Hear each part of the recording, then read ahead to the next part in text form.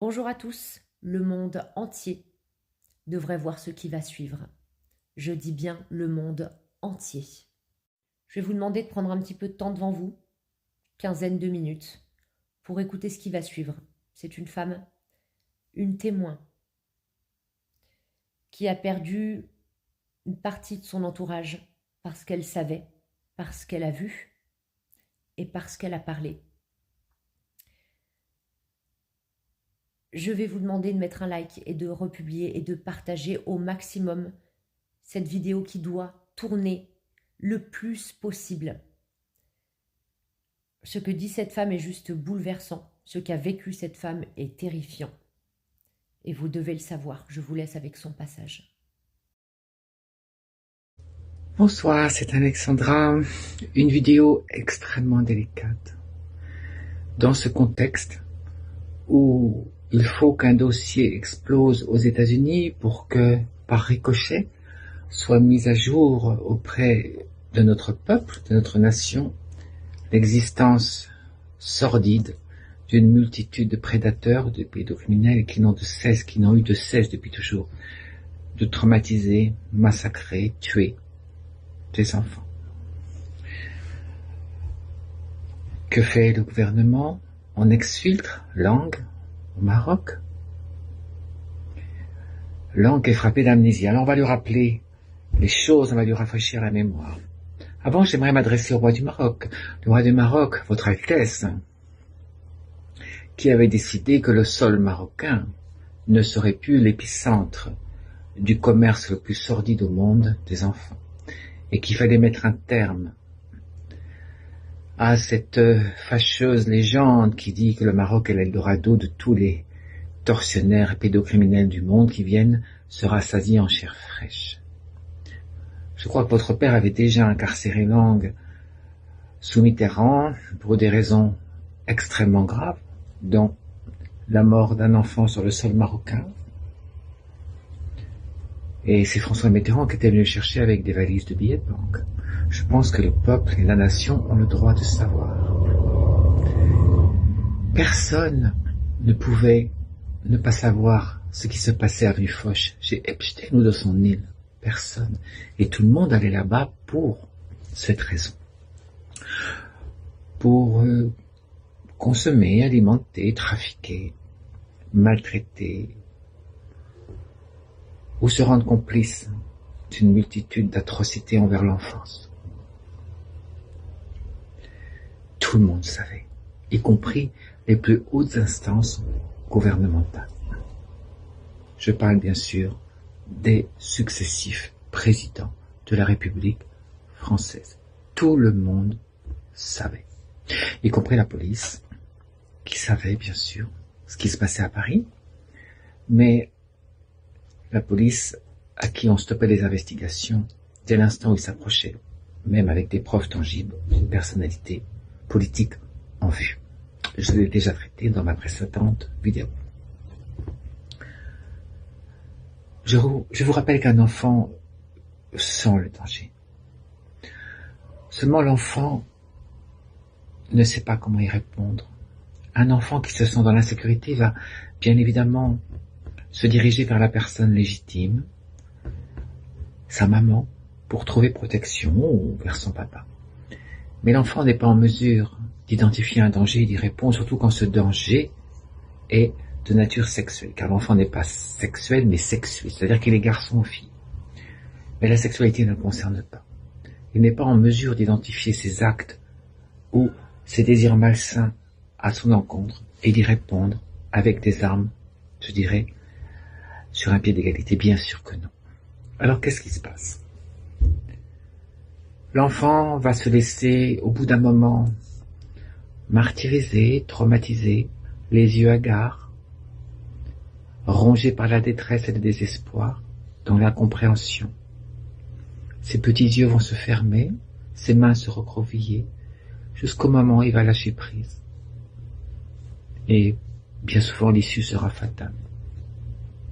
J'en ai vu tellement.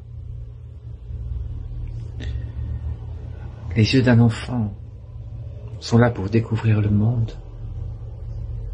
dirigés par sa maman, son papa.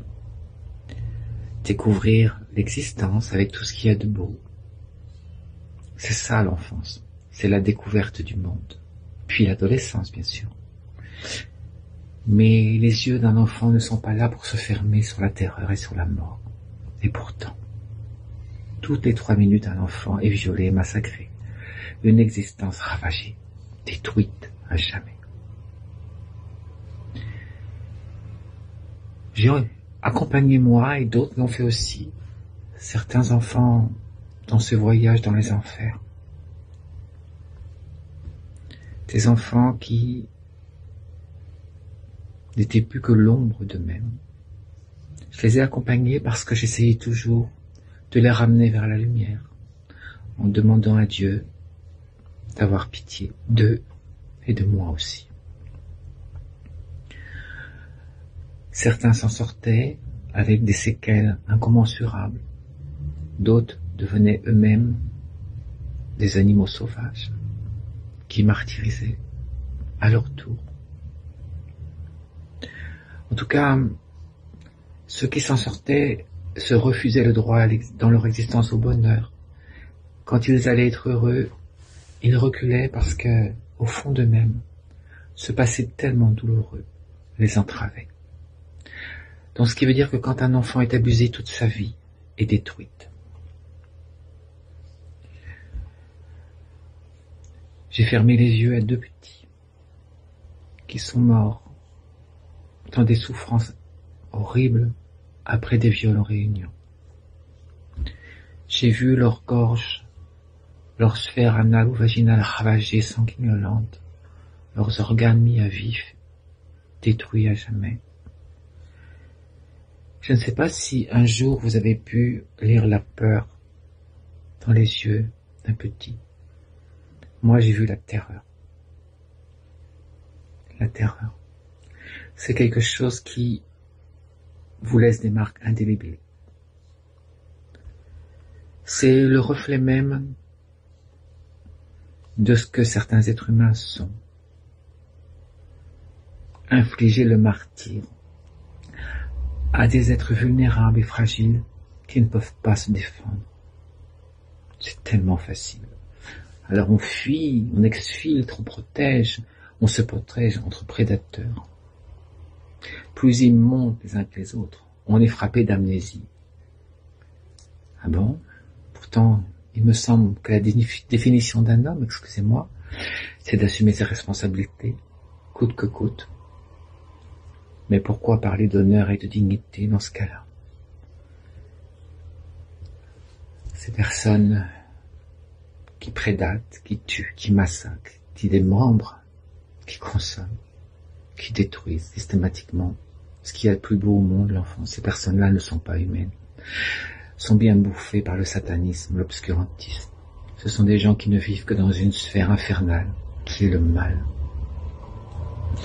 Aujourd'hui, vous allez entendre toutes sortes d'émissions avec des personnes sûrement tout à fait honorables, d'autres un peu moins. Il faut que vous restiez sur vos gardes et que vous protégiez vos enfants. Le mal est partout, le danger est partout. Nous autres, nous savons très bien le prix à payer pour lutter contre ces atrocités. Pour finir, je vais vous raconter une histoire, un testament qui s'avérera sûrement être meurtrier. Un jour, on me demande, après un spectacle à Loussienne, au Pacha Club exactement, de passer boulevard Henri Martin pour faire ce qui s'appelle une doublette, un deuxième spectacle dans la nuit. Je savais trop bien qui était là, on me prévient que c'est un ministre. J'arrive, je voulais récuser, mais c'était trop tard, et je voulais voir de mes yeux ce qui se passait. Toutes sortes de gens, issus de la misère, de la précarité, étaient recroquevillés, des parents, je veux dire, par terre, les uns serrés contre les autres. Ils attendaient tout simplement que leurs enfants redescendent avec de l'argent. Et là, j'ai été confronté à l'innommable. Je suis monté, on m'a ouvert une porte de molosse. Et je me suis trouvé nez à nez avec 5 à 6 personnages décadents, en sous-vêtements féminins, vaporeux, ridicules, grotesques, dont le ministre de la Culture de l'époque, et une quinzaine d'enfants en bas âge, entre 6 et 12 ans, travestis en putain, outrageusement maquillés, et des petits garçons grimés pour ressembler à des travestis. Je suis immédiatement sorti en disant que je ne cautionnais en rien, que j'allais d'ailleurs prévenir les autorités et que je faisais des spectacles pour adultes, j'avais pas vocation à rester là. Les autres artistes sont restés en disant qu'ils ne s'occupaient pas du propos, mais qu'ils faisaient un travail point final. À la porte, ils m'ont arrêté. Je dois mon salut uniquement à une protection mafieuse, qui a toujours été la mienne, celle de François-Marc Antony, un des caïds qui s'occupait de la butte Montmartre, de Pigalle, où moi je vivais. Quelqu'un qui avait bien connu mon père biologique, mort en 75.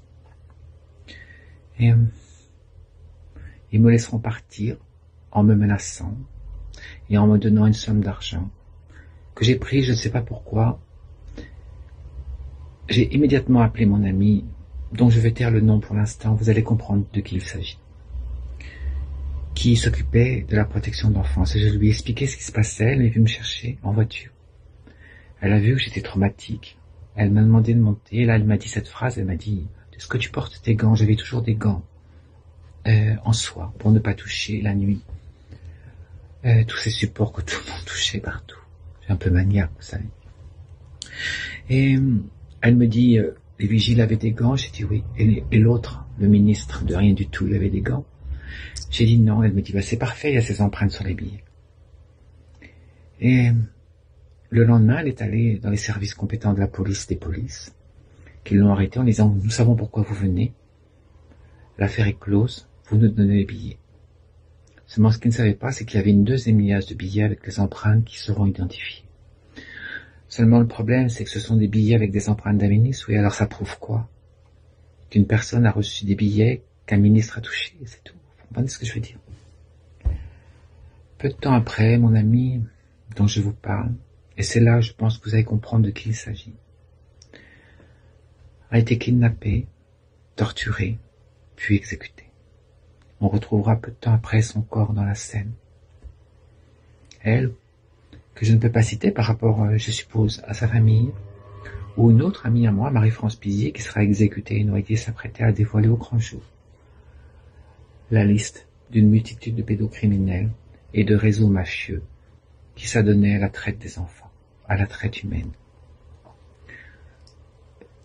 Une perte désastreuse de 2 personnalités féminines de grand courage.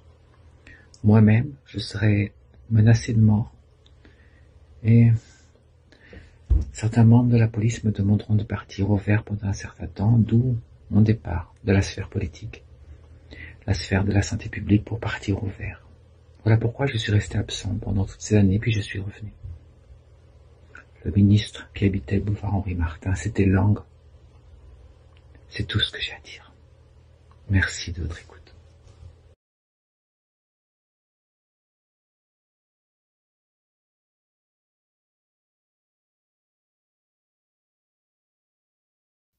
Ce témoignage est absolument bouleversant.